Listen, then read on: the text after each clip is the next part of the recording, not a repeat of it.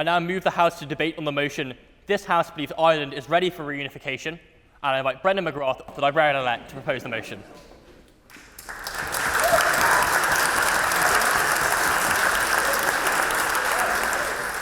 Ladies and gentlemen, it's an absolute pleasure to be standing here in front of you today, and may I say you look gorgeous, you look lovely, even better than every other week I've seen you this term.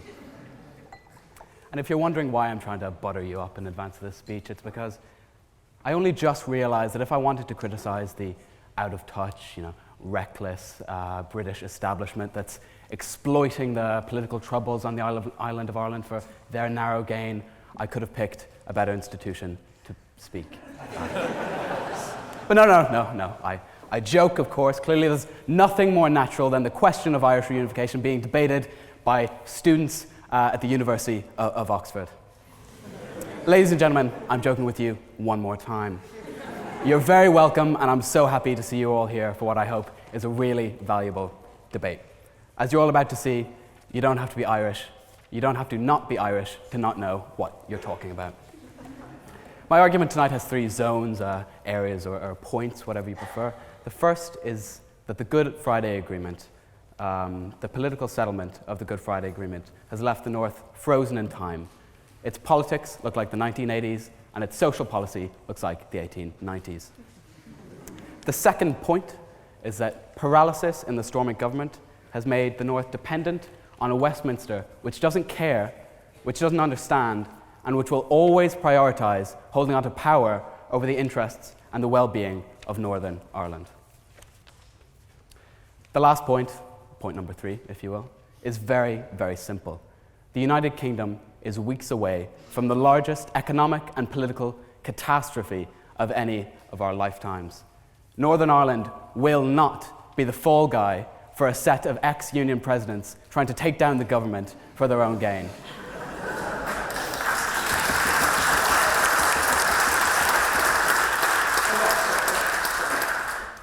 Nationalism, it's not just about Gerry Adams and lying about being in the IRA anymore. It's young, it's chic, it's what all the kids are talking about. You know, because Leo Varadkar is always pretending to care about it. It's a joke only the Irish people in the audience will understand. But before I go into any of that, it's time for the fun bit of the speech. Tonight's quite emotional for me. I've had a bit of an up and down day.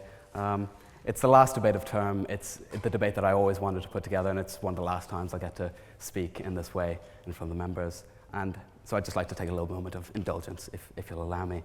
I'd like to thank the person who has helped me to get here the most, and that's you, Nick.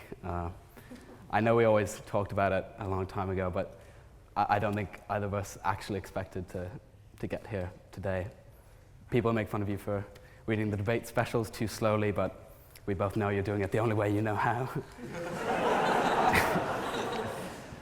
Tomorrow, Nick is running to be president of the Oxford Union, and this isn't political, but I just want to say I'm so proud of you for getting here, for the work you've done and the trauma we've had to go through together. I can't imagine having a better friend sitting in that chair over there. Thank you, Nick.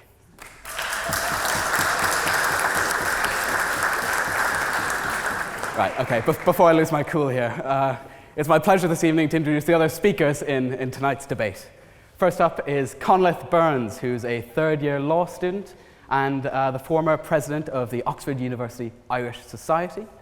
It's hard to know where to begin when you're talking about Conleth Burns, so I'm just going to go right for the character assassination.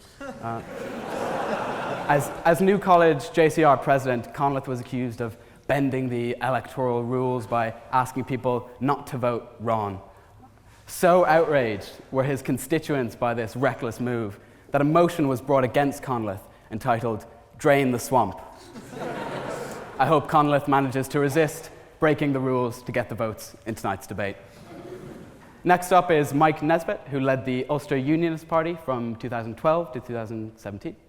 After that, we have Claire Sugden, who was the Independent Justice Minister in the Northern Ireland Executive before the current political deadlock in Stormont. Finally, last but not least, we have Richard Humphreys, a High Court judge in the Republic of Ireland and an author on the legal dimensions of Irish unification. When we were having dinner before this debate, Mr. Humphreys asked me to include in this introduction that his latest book, Beyond the Border was released this summer. By now. Ladies and gentlemen, these are your speakers, and they are most welcome.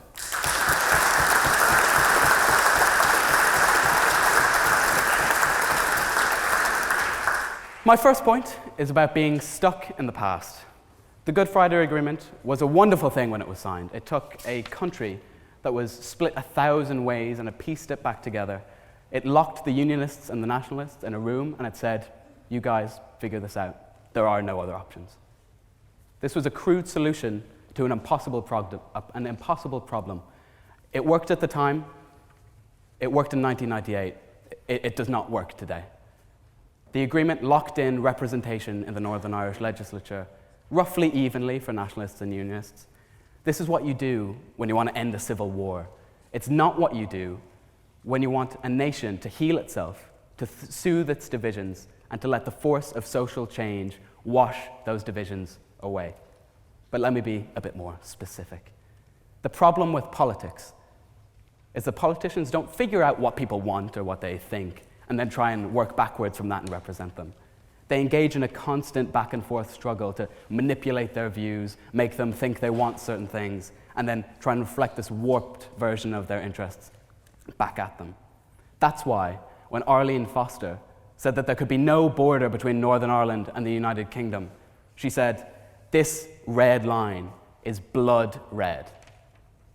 That's why unionist and nationalist politicians recklessly exploit the language of sectarian violence, because these parties were built to thrive on conflict.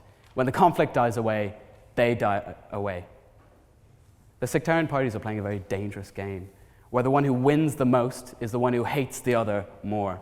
The system stifles parties whose main concern is not to ride the wave of religious hatred that they themselves have played a part in producing and propagating. But the problem isn't just that Northern Ireland makes itself more divided through its political system. That's just the headline.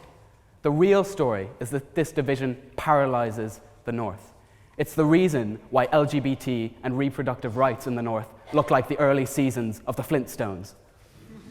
That's what happens when you have a party, Empowered, whose founder's son said, I'm pretty repulsed by gay and lesbianism. I think that those people harm themselves and harm society. Same-sex marriage has been voted on 5 times in the Northern Ireland Assembly, and it's been vetoed every single time by the Democratic Unionist Party. It's used its disproportionate power to override any attempt to empower minority groups in Northern Ireland, and that's just not okay. These aren't green issues, they're not orange issues. These are human being issues, they're basic human decency issues.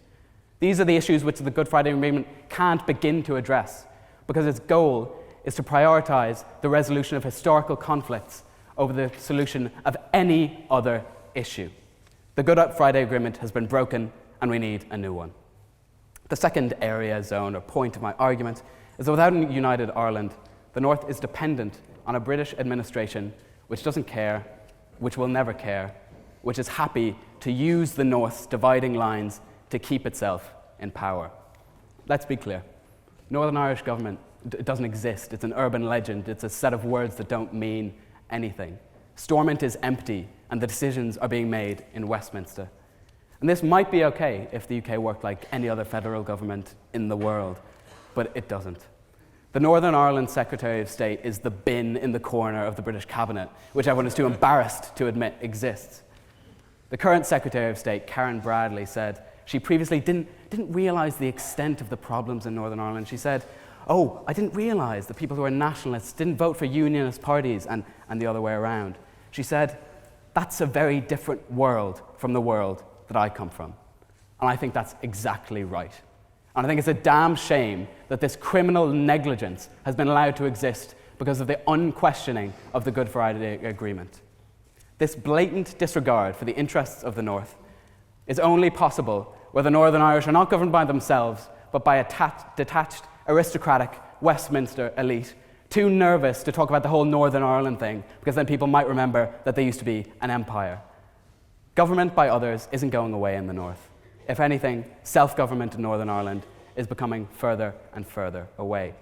Hand back control to the Irish. They're the ones who care. And if this didn't stand by itself, it doesn't realize that in the next few weeks, we're going to have Brexit. And this is my last point. Let's be clear. If there's no Brexit deal, there's no backup. That's all the marbles. That's a hard border and customs checks all along the Irish border. That's a network of drug-dealing gangs that have to smuggle onions instead of heroin and double in size. The North did not consent to leaving the European Union, but now that we are leaving, the North is getting the bill. And that's a bill which is being paid by workers getting less cash for a day's work, by families who can't cross the border to visit their grandmothers, by anyone who wants a Northern Ireland that's governed freely, fairly, and humanely, and that is not okay. Peter Robinson said about the risk of Irish unification, "I don't expect my own house to burn down, but I still insure it because, it could happen." Mr. Robinson, I have 3 mixed metaphors for you this evening. The United Kingdom is in flames, Ireland is being dragged into the abyss, and we are not going down with this ship. Thank you.